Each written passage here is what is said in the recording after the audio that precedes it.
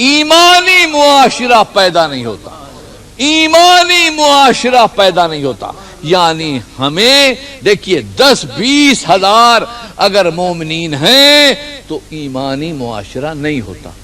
جب تک کہ پورا ملک مومن نہ ہو جائے، مسلمان نہ ہو جائے، اس وقت تک ایمانی معاشرہ قائم نہیں ہوتا۔ 10-20 ہزار کے مومنین سے ایمانی معاشرہ نہیں، بلکہ سارا معاشرہ ایمانی ہو، یعنی ہر ایک اپنے فرائض محسوس کرے۔ ہم حق تو چاہتے ہیں، فرض محسوس نہیں کرتے۔ ہر ایک اپنے فرائض محسوس کرے کہ ہمارے فرائض کیا ہیں اور مومن پر حقوق کیا۔ جب تک کہ آپ کو یہ معلوم نہیں ہوگا کہ مومن کے مومن پر حقوق کیا ہیں، اس وقت تک یہ ایمانی معاشرہ نہیں بنے گا۔ یہ زبان سے اسلام اسلام، ایمان ایمان کہنے سے کچھ نہیں ہوتا۔ اسلام آ بھی جائے تو فائدہ کیا؟ اگر بارش چٹان پر پڑے تو کیا سبزہ روئیدہ ہوگا؟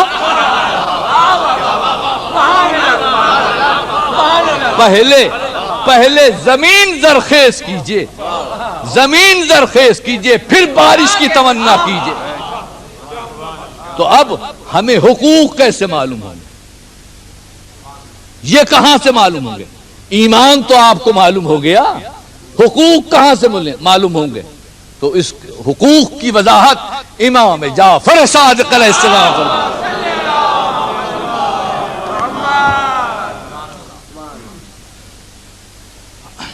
راوی معلّہ بن خنیس امام کے شاگرد خاص ہیں۔ آپ نے پوچھا یا ابن رسول اللہ، مومن پر حقوق کیا ہیں؟ مسلمان کے مسلمان پر حقوق کیا ہیں؟ توجہ رہے، واضح رہے کہ میں مومن اور مسلم ایک مفہوم میں استعمال کر رہا ہوں، الگ نہیں۔ آپ نے پوچھا کہ یا ابن رسول اللہ فرزند رسول، مومن کے مومن پر حق کیا ہیں؟ کہا کہ سبت حقوق واجبات ان زیا من شیئا خرج من ولایت اللہ و طاعت اللہ۔ مومن کے مومن پر 7 حق ہیں، اگر ایک حق بھی ادا نہیں کیا تو اللہ کی ولایت اور اطاعت سے نکل جائے گا۔ کہا معلّہ بن خنیس نے کہا فرزند رسول بتائیے۔ کہا ہم ڈرتے ہیں کہ تم سنو گے اور عمل نہیں کرو گے۔ کہا نہیں، لا حول ولا قوت الا باللہ۔ کہ ایسر حق، پہلا حق اور آسان، کہ ان تحب له ما تحب لنفسک وتکرہ له ما تکرہ لنفسک۔ سب سے آسان حق یہ ہے کہ جو تو اپنے لیے پسند کرے وہی اپنے برادر مومن کے لیے پسند کرے، اور جو اپنے لیے ناپسند کرے وہی اپنے برادر مومن کے لیے ناپسند کرے۔ یہ پہلا حق ہے۔ والحق الثانی، دوسرا حق، ان تجتنب سخطہ وتبتغی مرضاتہ وتطیع امرہ، کہ تو برادر مومن کی ناراضگی سے ڈر اور اس کی مرضیوں کو معلوم کر کے اس کی خواہش کیا ہے، وان تطیع امرہ، اور اس کی ہر حکم کو بجا لا۔ اور حق ثالث کیا ہے کہ ان تعینہ بنفسک و مالک و لسانک و یدک و رجلک، کہ تو اس کی مدد کر اپنی جان سے، اپنے مال سے، اپنی زبان سے، اپنے ہاتھ سے، اپنے پیر سے۔ اور حق رابع یہ ہے کہ ان تکون عینہ و دلیلہ و مراتہ، کہ تو اس کی آنکھ بن کر حفاظت کر، رہنما بن کر ہاتھ پکڑ، آئینہ بن کر حقیقت دکھا۔ والحق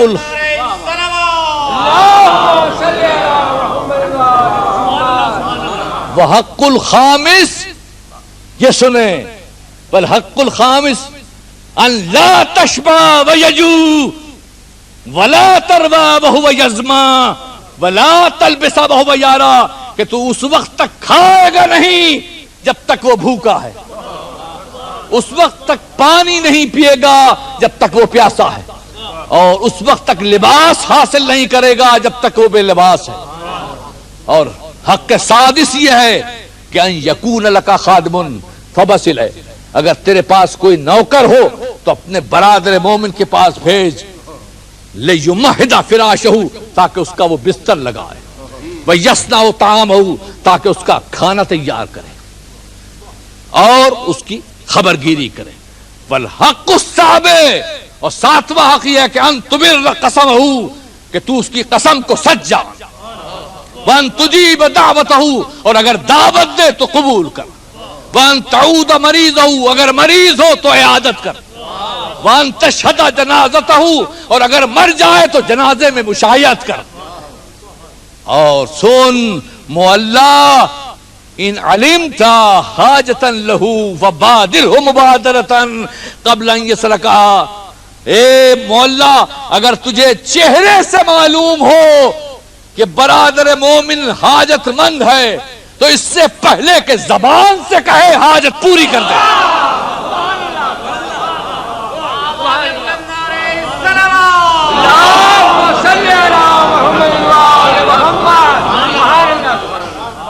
یہ ہے مومن کے مومن پر حقوق. ابان بن تغلب راوی ہیں کہ میں امام صادق کے ساتھ طواف خانہ کعبہ کر رہا تھا، جب 5ویں طواف پر پہنچا تو ایک مسلمان نے اشارہ کیا. امام نے کہا یہ کیا اشارہ کرتا ہے؟ کہا یہ قرضہ چاہتا ہے.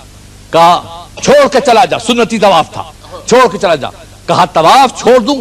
کہا کہ ہاں. مومن کی عظمت جو ہے، حرمت جو ہے، وہ رسول کہتے ہیں کہ المومن اعظم حرمتا من الکعبہ، کعبے کی حرمت سے زیادہ. جلدی جا. ابان کہتے ہیں میں گیا، ضرورت پوری کی، دوسرے دن امام کی خدمت میں آیا. میں نے کہا مولا کل کے واقعے سے بہت پریشان ہوں. ما حق المومن، مومن کا حق کیا ہے؟ کان تقاسمہ شطر مالک، اپنے مال سے آدھا دے دے.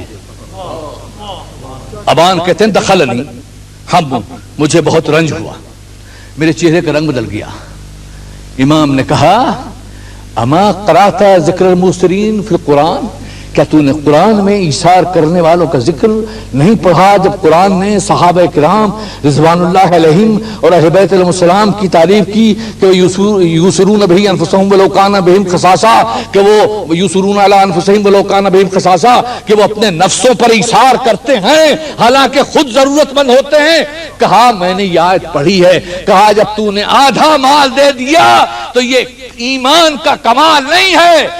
جب تک تو آدھے مال میں سے اور بھی کچھ اس کو نہ دے دے اس وقت تو کامل ایمان نہیں ہوگا.